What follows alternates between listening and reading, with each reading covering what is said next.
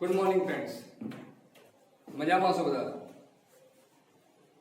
આજનો સમય એટલો ખરાબ છે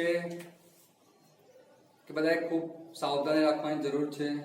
માસ્ક ફરજિયાત પહેરવાનું છે, ભીડથી દૂર રહેવાનું છે, વારંવાર હાથ ધોવાના છે. ધોરણ 8ના વિદ્યાર્થીઓ ધ્યાન આપશે. હવે અહીંયા સૌથી પહેલા તો જો ઇયરફોન હોય તો ઇયરફોન ભરાવજો અને સાંભળજો, એટલે મારો અવાજ સ્પષ્ટ સંભળાય. આપણે છેલ્લે પાઠ 16 પ્રકાશ ચાલુ કર્યો હતો. પ્રકાશમાં કેલિડોસ્કોપ એ પણ શીખવાડ્યું હતું આપણે.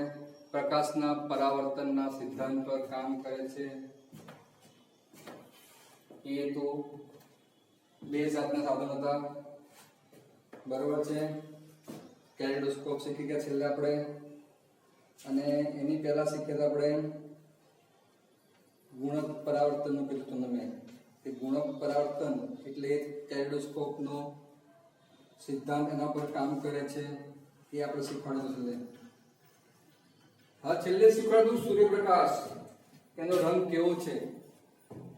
તો તમે આકૃતિ દોરીને શીખવાડ્યું કે ભાઈ સૂર્યપ્રકાશનો એક કિરણ જો પ્રિઝમમાંથી પસાર થાય તો એ 7 રંગોમાં રૂપાંતરિત થાય છે. 7 રંગ કયા કયા તમને કીધું હતું મેં, આકૃતિમાં દોરીને કીધું હતું. જાનીવાલા પીનારા યાદ છે? એટલે સૂર્યપ્રકાશ સફેદ રંગનું છે, પણ એ 7 રંગોમાં રૂપાંતર હોય છે. 7 રંગોમાં જ હોય છે, બરાબર. સૂર્યપ્રકાશમાં 7 રંગ હોય છે, એ તમારે યાદ રાખવાનું છે. આ બધું આપણે જોઈ શકીએ છીએ શેના વડે? આંખો વડે. આપણે એક સરસ અંગ છે કે જેના આપણે બહારની દુનિયા, રંગો, વનસ્પતિ, પક્ષી, પ્રાણી, કુદરતી વસ્તુ, પહાડ, નદી બધું સ્પષ્ટ જોઈ શકીએ છીએ. પણ એમાં કેવી કરામત છે એ આપણે શીખવાની છે.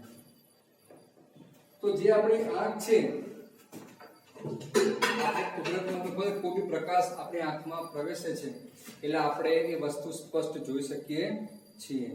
એટલે સૌથી મહત્વની ઇન્દ્રિય કહેવાય આપણી આંખ. આપણી આંખનો બધાની આકાર લગભગ સરખો જ છે. ગોળ આકાર છે આંખનો આકાર, ગોળ આકાર છે.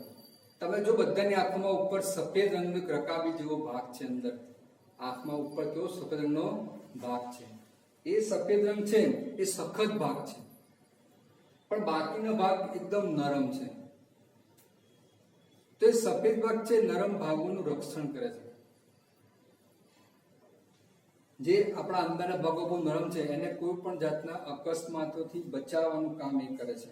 તો એ આખો આપણો સફેદ રંગ છે, તે પારદર્શક ભાગ છે સફેદ રંગ, જેને કોર્નિયા કહેવામાં આવે છે. કોર્નિયા કહેવામાં આવે છે. હવે કોર્નિયા જે સફેદ ભાગ, એની પાછળ એક ઘણા બધા સ્નાયુ છે જેને આઇરિસ કહેવામાં આવે છે. આઇરિસ કહેવામાં આવે છે. હવે આઇરિસ કોનામાં કેવું છે જાતે ખબર પડે. ઘણાની આંખો બ્લેક છે, કાળી, તો ટૂંકમાં એના આઇરિસ કાળા રંગની છે. ઘણાની આઇરિસ છે એ તમે જુઓ તો કે લીલા રંગની હોય છે, આંખો નીલા રંગની. તો આઇરિસ પણ કેવો છે? લીલા રંગનો છે. એટલે આઇરિસ છે એના ઉપર આંખોનો રંગ આધાર રાખે છે. તમે આપણું ચેક કરજો, બધા ઘણાની આંખો કાળી હશે, બ્લુ હશે, લીલી હશે, તો એ આઇરિસનો કલર એવો છે એટલે એની આંખોનો રંગ અલગ છે, બરાબર છે. એટલે આપણા આંખનો વિશિષ્ટ રંગ પ્રદાન કોણ કરે છે? તો કે આઇરિસ. એ આપણા આંખનો રંગ પ્રદાન કરીએ છીએ. હવે આઇરિસ કામ શું કરે છે? આપણે જ્યારે પણ બહાર જઈએ તો બહારથી ઘણો બધો પ્રકાશ આપણી આંખમાં પ્રવેશે. તો એ આંખમાં જેટલો પ્રકાશ પ્રવેશે એના પર નિયંત્રણ રાખે છે. પ્રકાશના પ્રવેશ ઉપર શું કરે છે? નિયંત્રણ રાખે છે. હવે બીજું કે જે આઇરિસ છે એની પાસે એક નાનું છિદ્ર છે, નાનું દ્વાર છે, એને કીકી કહેવામાં આવે. એક ત્યાં તો લેન્સ છે, કીકી પાસે પણ એક લેન્સ છે. કીકીની પાસે એક લેન્સ છે જે મધ્ય ભાગમાંથી જાડો હોય છે. કીકીની પાસે એક લેન્સ છે, મધ્ય ભાગમાંથી જાડો છે. હવે એ જે છે એને નેત્ર પટલ કહેવામાં આવે છે. નેત્ર પટલનું બીજું નામ છે શબ્દ છે રેટિના. નેત્ર પટલનું બીજું નામ છે રેટિના, એટલે એનો કોષ છે. આપણા શરીરમાં આંખોમાં પણ બે જાતના કોષ છે, પણ આ રેટિના છે એમાં ઘણા બધા કોષ છે. એમાં મુખ્ય બે કોષ આપણે શીખવાના છે. એ બે કોષ કામ શું કરે છે? એક તો આપણે તમે આ 7મામાં ભણી ગયા છો બધા કે આપણા શરીરમાં બધે ચેતાકોષ છે. એ ચેતાકોષ કામ શું કરે છે? તો કે એ ચેતાકોષને જે અનુભવ થાય એની સંવેદના એ ચેતા મગજ સુધી પહોંચાડે છે. આપણે કંઈક વાગ્યું હોય, કાચ વાગ્યો હોય, લોખંડની ખીલ્લી વાગી હોય, કંઈક કાપો પડી ગયો હોય, તો ચેતાકોષ એનો સંદેશો મગજ સુધી પહોંચાડે છે અને પછી આપણને એ જાણ થાય કે આપણને કંઈક વાગ્યું છે. આવું તમે ભણી ગયા પેલા. હવે અહીંયા પણ બે પ્રકારના કોષ છે, શંકુ કોષ અને બીજો કોષ છે સળી કોષ. રેટિનામાં બે પ્રકારના કોષ છે, શંકુ કોષ અને સળી કોષ. હવે શંકુ કોષ શું કરે કે આપણા આંખમાં તીવ્ર વધુ પડતો પ્રકાશ જ્યારે પ્રવેશે તો એની સંવેદના આપણને કોણ આપે? એની સંવેદના આપણને શંકુ કોષ આપે. આપણે આંખમાં એકદમ વધુ પડતો પ્રકાશ, આપણે આંખો આપોઆપ બંધ થઈ જાય. સંવેદના કોને મોકલી? શંકુ કોષોએ સંવેદના મોકલી કે વધુ પડતો પ્રકાશ તમારી આંખમાં દાખલ થાય, એટલે આપણે આપોઆપ આંખો બંધ થાય. એટલે શંકુ કોષ દ્વારા એ પ્રકાશની સંવેદના આપણને મળે છે. પછી સળી કોષ તો એકદમ ઝાંખો પ્રકાશ, એકદમ ઝાંખો, આપણને દેખાય પણ નહીં બહારની વસ્તુ, તેવા ઝાંખા પ્રકાશની સંવેદના કોણ આપશે? તો કે સળી કોષ આપશે. બે પ્રકારના કોષ કયા એ તમારે યાદ રાખવાનું. બરાબર છે? હવે રેટિના છે, આપણે રેટિના એ તો કોઈ બી ચિત્ર, કોઈ પણ બહારનો ભાગ આપણે જોઈએ છે તો એ તરત એ દ્રશ્ય અદ્રશ્ય થતું નથી, કારણ કે આપણે ત્યાં લગભગ 1 સેકન્ડનો 16મો ભાગ, 1 સેકન્ડ નહીં, સેકન્ડનો પણ 16મો ભાગ, 1 સેકન્ડનો 16મો ભાગ, 1/16 સેકન્ડ કહેવાય. 1 સેકન્ડનો 16મા ભાગ સુધી એ દ્રશ્ય આપણી આંખની આસપાસ ફરતું જ રહે છે, તરત જ દૂર થતું નથી. હવે આંખની બહાર જે છે, આંખની બહાર ઘણા બધા આપણે આસપાસ જંતુ ઉડતા હોય, માટી ઉડતી, કચરો ઉડતો હોય, તો એનાથી આપણું તરત રક્ષણ પણ કરશે. આપણા પોપચા આપોઆપ પોપચળ બંધ રહે, ફટદીને શટર, બારણું આંખનું પોપચા, તો એ આપોઆપ બંધ રહે. તો પોપચા આપણને કુદરતે બહુ સરસ અંગ આપ્યું છે એકદમ, કે પોપચા બંધ થઈ જાય એટલે આપણે બિનજરૂરી પ્રકાશ આંખમાં પ્રવેશે નહીં, બિનજરૂરી કચરો ઉડતો હોય તો આપણે આંખમાં પ્રવેશે નહીં, આપણે એકદમ સેફ થઈ જઈએ, સલામત થઈ જઈએ. એટલે પોપચા એક પ્રકારનું ખૂબ જ સારું આપણું અંગ જે કુદરતે આપણને આપ્યું છે. આંખ પણ એક અદ્ભુત અંગ જ છે કે આપણે દૂરનું હોય, નજીકનું હોય, રંગીન હોય, સફેદ, બધી વસ્તુ સ્પષ્ટ જોઈ શકાય છે. પણ આવું ક્યાં કેટલા સમય સુધી જોઈ શકીએ? તમને ખબર છે કે આપણે અમુક બાળકો નાના હોય તો બી એને આંખો પર ચશ્મા જાય, અમુક ઉંમર ત્યારે બધાને દૂરનું ન દેખાય, ઘણા નજીકનું ન દેખાય. તો આ બધી આંખોની ખરાબ અસરો ઉદ્ભવે છે. નજીકની કોઈ સ્પષ્ટ ના જોઈ શકે, કોઈ વ્યક્તિ દૂરનું સ્પષ્ટ નહીં જોઈ શકતી. તો હવે એ સમયે કોઈ વ્યક્તિ દૂરનું ના જોવે તો હવે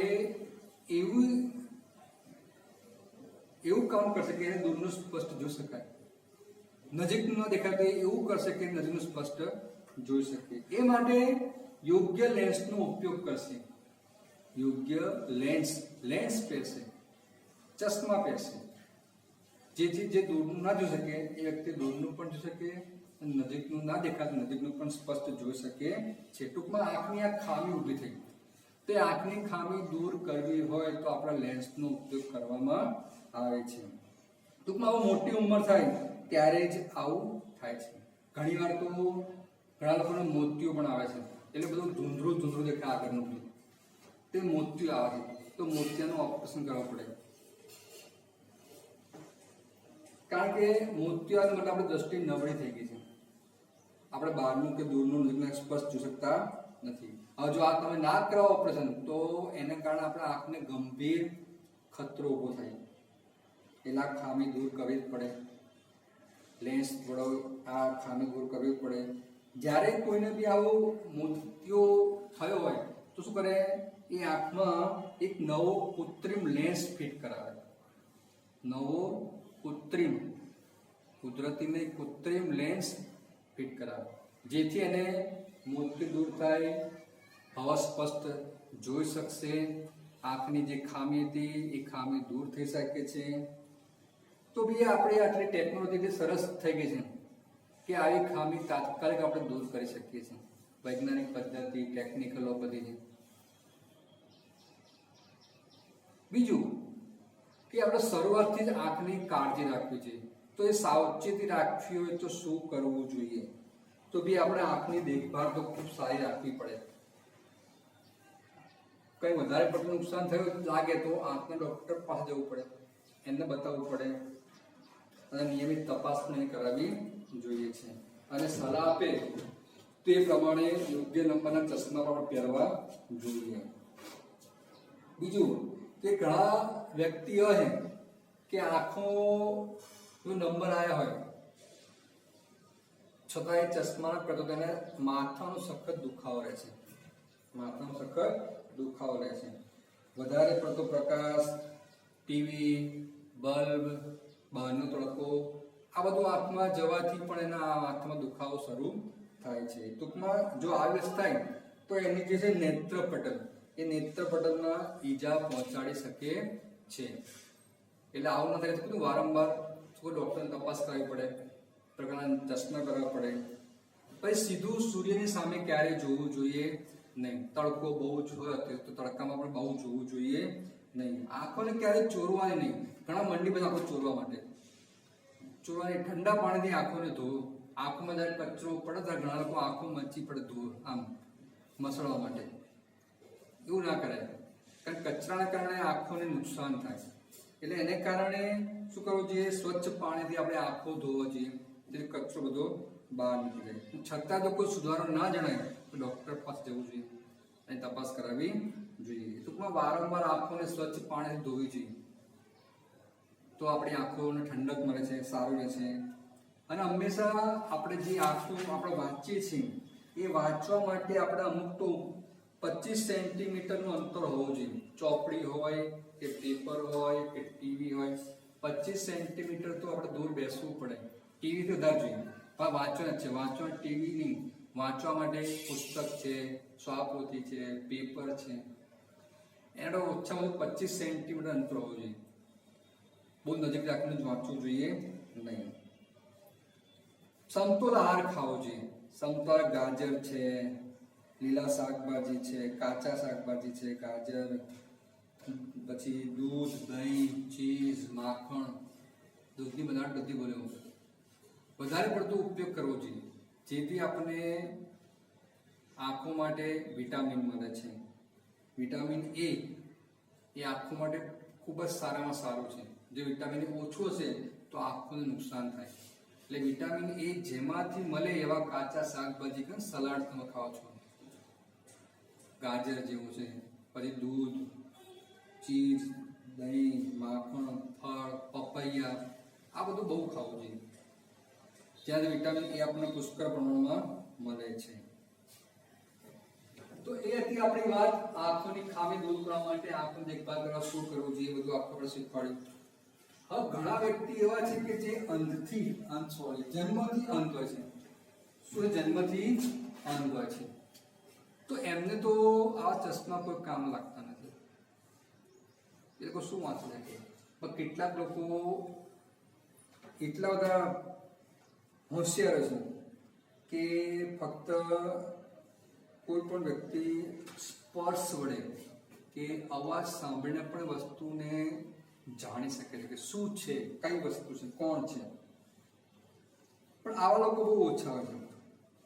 તો એવા જન્મથી જે અંધ છે એટલે દ્રષ્ટિ છે જ નહીં, તો એના માટે એક નામ છે લુઈસ બ્રેલી.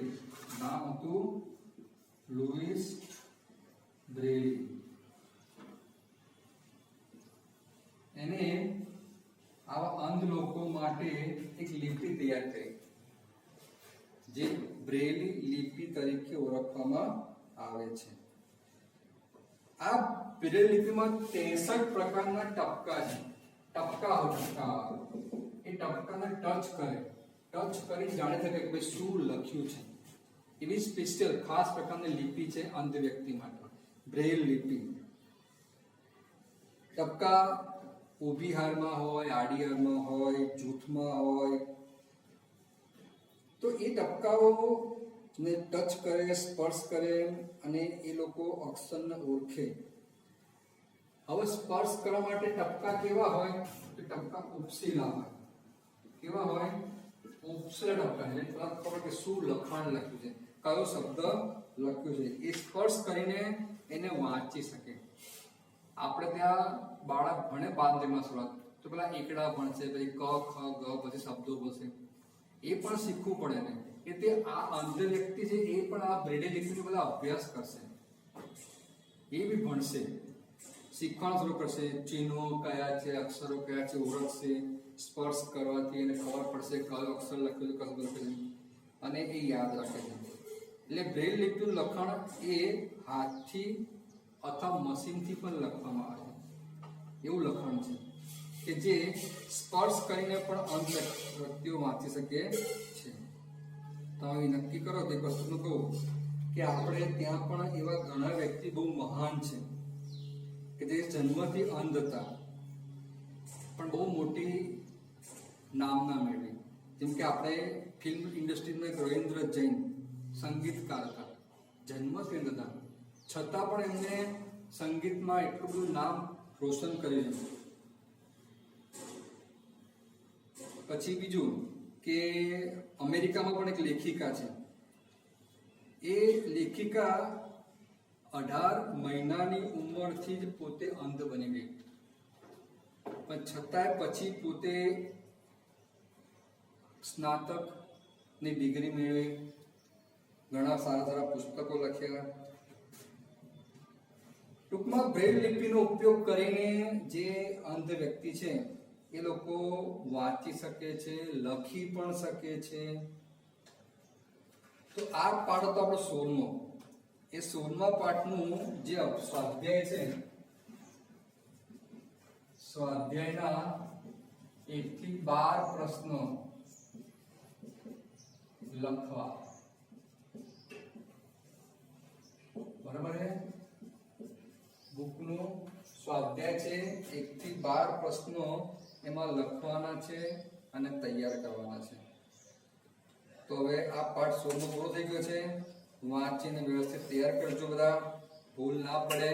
મુદ્દા પણ બધા લખેલા છે બોર્ડ ઉપર ને, એમાં તમારે કોઈ ભૂલ ના પડે. બરાબર છે? તો હવે આ પાઠ 16મો વિભાગ 2 છે એ આપણે પૂરો કરીએ છીએ. દરેક વિદ્યાર્થી ખાસ કે ભાઈ બહાર બહુ રમવાનું ના જતા, સમય ખરાબ છે, જેથી હજી બી કહું છું તમે લોકોને કે દૂર રહેવાના લોકોથી. બરોબર છે? પાઠ પૂરો થઈ ગયો, આપણો લખીને તૈયાર કરજો. હોમવર્ક આપણે આપી દીધું છે, સ્વાધ્યાયના 1 થી 12 પ્રશ્નો લખવાના છે. Okay, by.